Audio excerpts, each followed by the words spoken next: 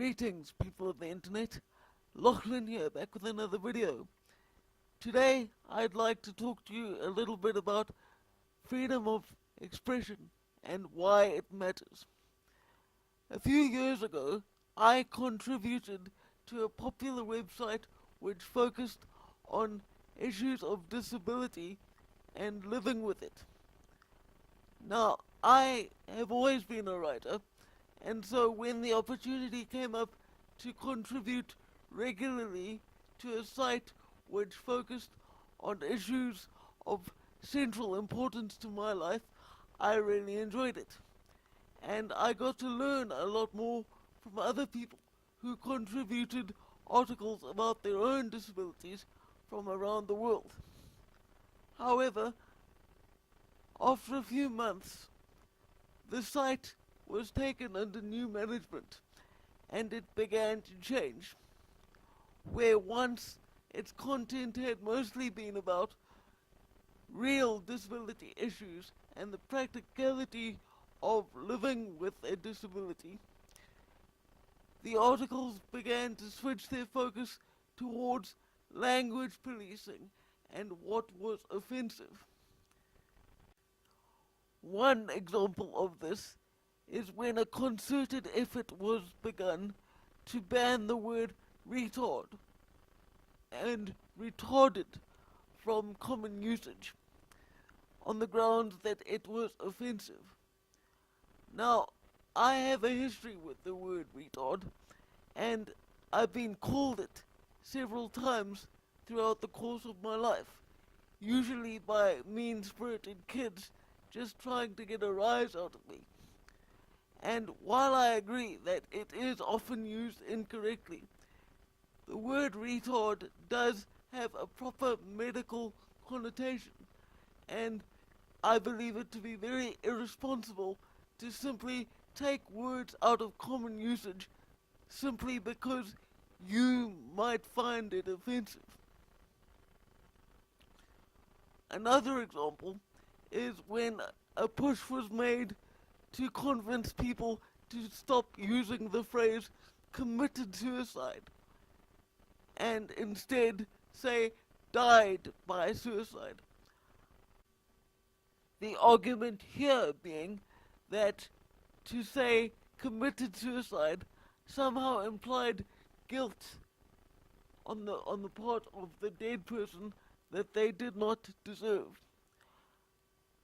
Now, I do not intend to belittle the devastating effect of suicide on family members and friends left behind, but it is concerning to me when large groups of people seek to deny reality by ordering others to speak or not speak in a certain way. This does not generally have good consequences, particularly when government institutions become involved.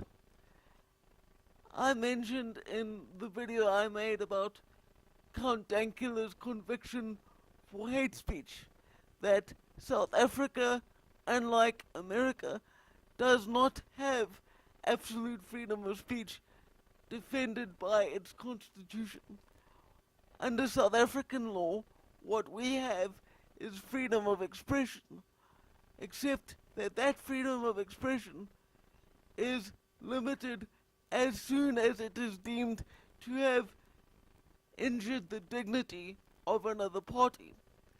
The problem with that is dignity is an entirely subjective issue, and who defines what it is that impairs someone's dignity? We have seen throughout recent years that this law is not interpreted evenly. I would argue that many of the statements made by our politicians on an almost daily basis impair the dignity of fellow South Africans.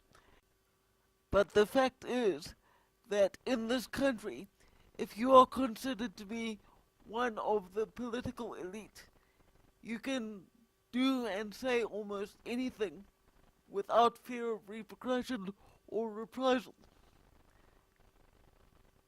The reason why I believe everyone should be entitled to freedom of speech is that without freedom of speech as a cornerstone of society, we lose what it means to be human. If one is only able to express ideas and feelings as mandated by the state or some other body, what is the point of existence? It's then that we become little more than robots, fulfilling the purposes deemed necessary and acceptable by our government overlords. And that's not a world that I want to live in, but unfortunately, it does seem to be the way the world is heading. If you look at the law as I've outlined it in this video, it seems that the South African Constitution in this regard is set up to be too easily abused in terms of starting witch hunts to punish people unfairly for merely expressing their beliefs and opinions. This does not bode well for the future of our country.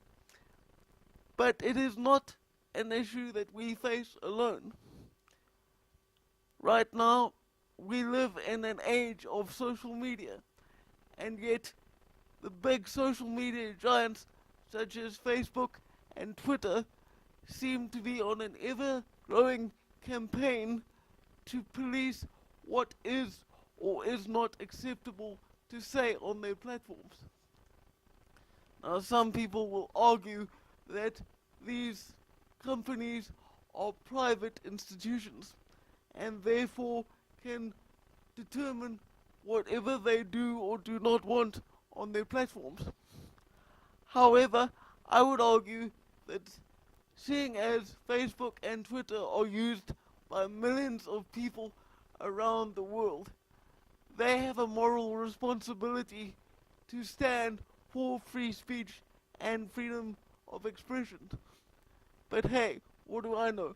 I'm just some idiot on the internet. Well, I hope that you've enjoyed this video, and if you did, feel free to like, share and subscribe, and have a great day.